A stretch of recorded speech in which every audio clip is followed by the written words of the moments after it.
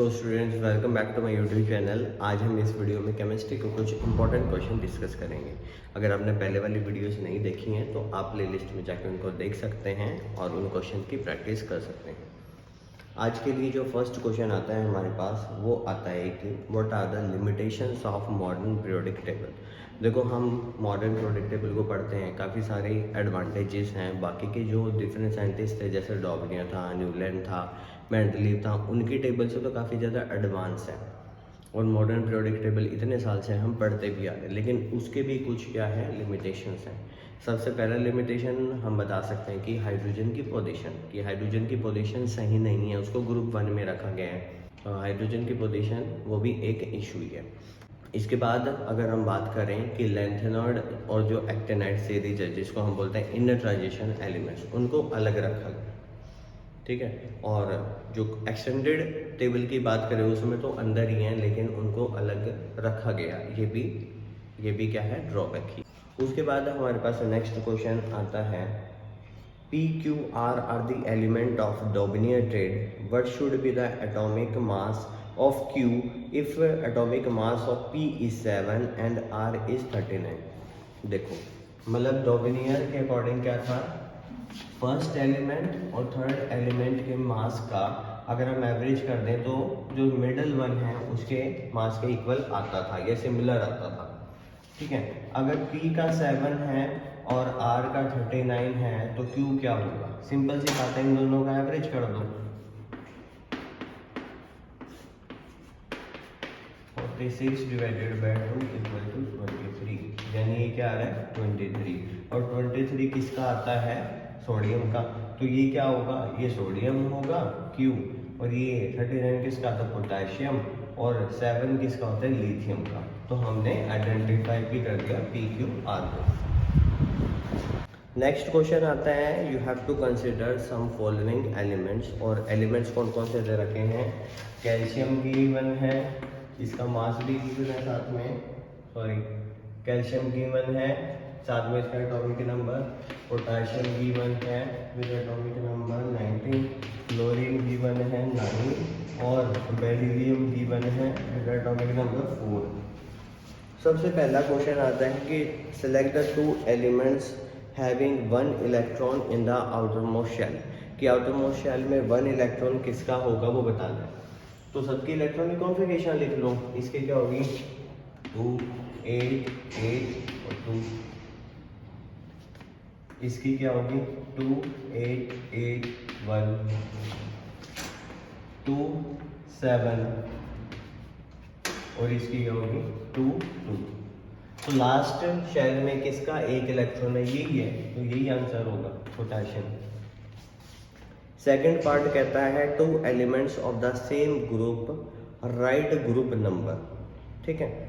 अगर हमें group number बताना हो ना तो उसमें क्या करना पड़ेगा, जो वैलेंस इलेक्ट्रॉन जिसके कॉमन हो, जैसे कि इसके वैलेंस इलेक्ट्रॉन 2 है और इसके भी 2 हैं, तो ये दोनों क्या होंगे, सेम ग्रुप में होंगे, कैल्शियम एंड बेरिलियम। अगर आपसे क्वेश्चन ये पूछ लेता सेम पीरियड में कौन होंगे, तो सेम पीरियड में वो होते हैं जिसमें सेम नंबर ऑफ शेल है। जैसे इसमें 4 है तो ये दोनों 4th पीरियड में है।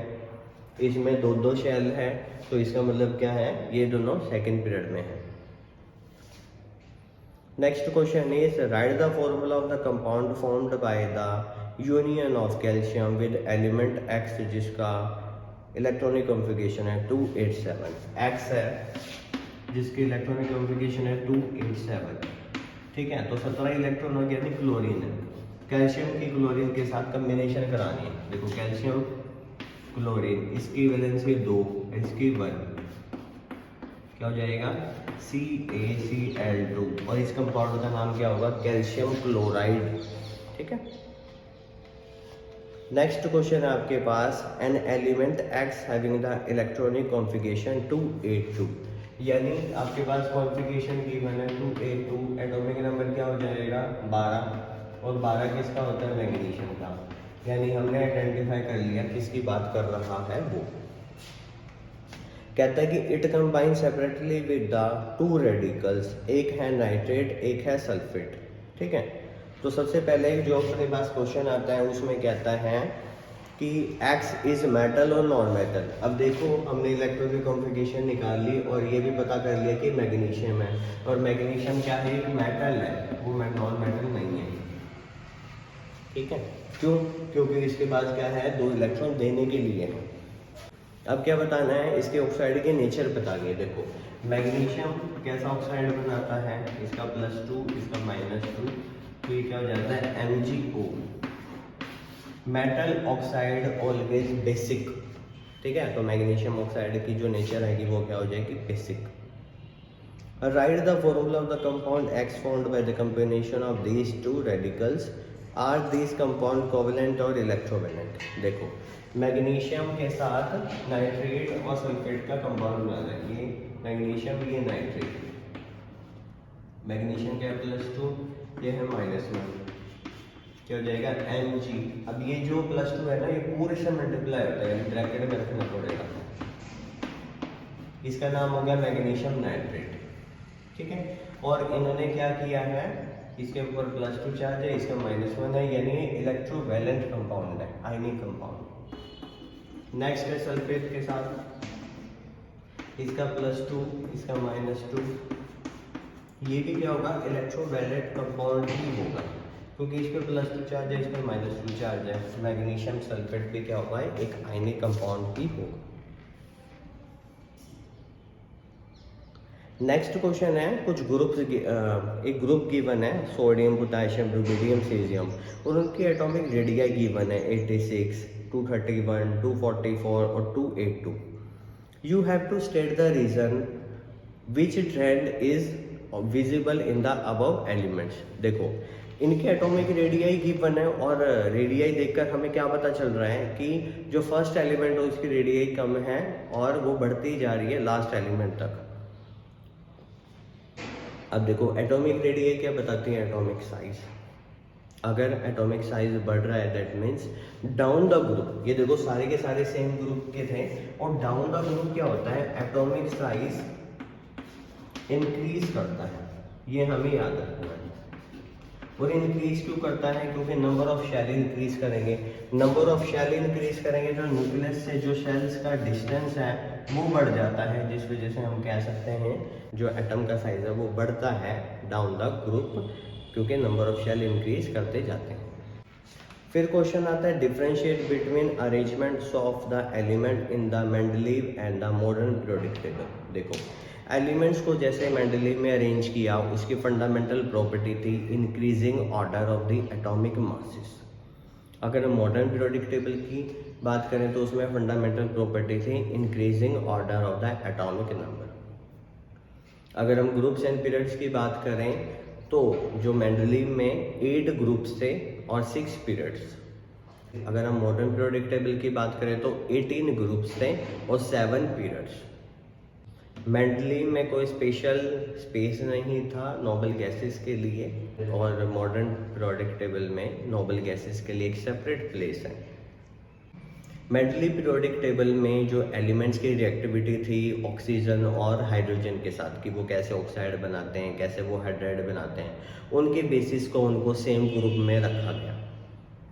अगर हम मॉडर्न पीरियोडिक टेबल की बात करें वहाँ भी वैसा ही है, वहाँ पे वैलेंसी को भी कंसिडर किया गया कि अगर सेम ग्रुप में है तो सबकी सेम वैलेंसी होगी, अगर सेम पीरियड में है तो उनके नंबर ऑफ शेल सेम होगी। तो ऐसी काफ़ी सारी प्रॉपर्टीज़ को हम डिफ्रेंशिएट कर सकते हैं अगर 2 पीरियोडिक टेबल की बात करें।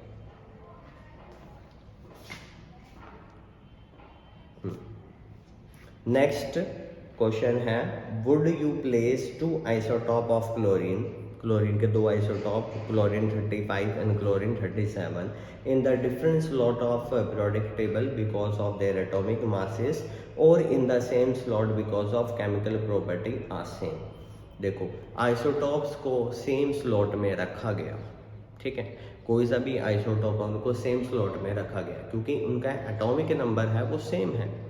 मॉडर्न पीरियोडिक टेबल की बात करें तो हमने क्या किया, increasing order of the atomic number रखा गया। अगर हम क्लोरीन के डिफरेंट आइसोटॉप्स की बात करें तो क्लोरीन का एटॉमिक नंबर सेम है, सब में सभी आइसोटॉप का सेम एटॉमिक नंबर है, क्योंकि आइसोटॉप होते ही वही हैं जिनका एटॉमिक नंबर सेम होता है, मास डिफरेंट होता है, जिस वजह से उनको केमिकल प्रॉपर्टी उनकी सेम है, जिस वजह से उनको क्या रखा गया है, सेम ही ग्रुप में रखा गया। और केमिकल प्रॉपर्टी जनरली डिपेंड किस पे करती है, नंबर ऑफ इलेक्ट्रॉन्स पे, और दोनों के सेम है।